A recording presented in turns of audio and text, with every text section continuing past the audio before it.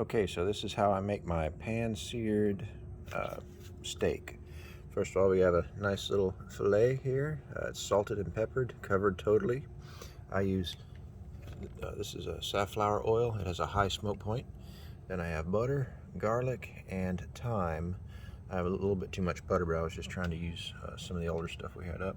So, I got my little induction pan here. I'm going to start this thing up. Go to 500 degrees.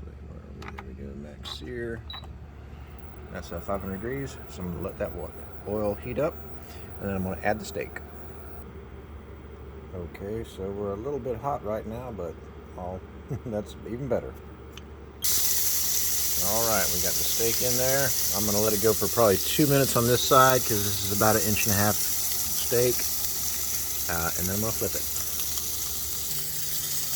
Sometimes what I'll do too is, since this is a pretty thick steak, I'll go ahead and cook it on one side.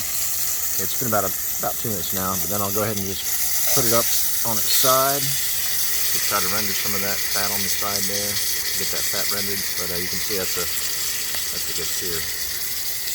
So I'll probably just roll it around a little bit and then flip it over.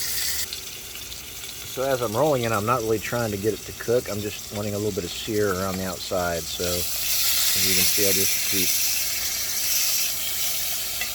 bringing it around like that.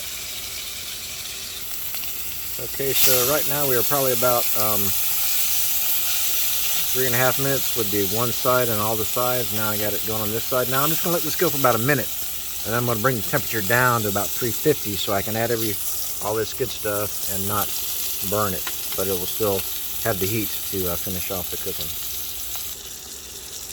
Okay, so now I've brought the temperature down to around 355, and I'm going to add all of that stuff, or a lot of it. I'll probably add some more butter at the very end, but let's go.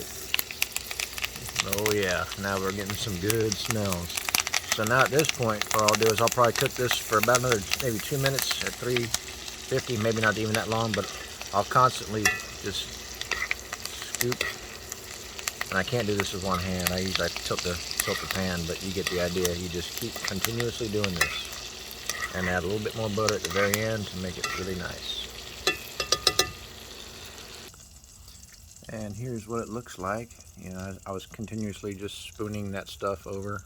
And another important thing is put it on a little rack like this so it can drip, and let it sit for at least 5 minutes so it'll suck all that juice back up in there.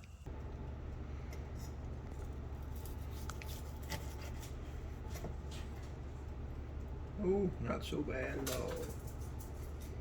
Juicy.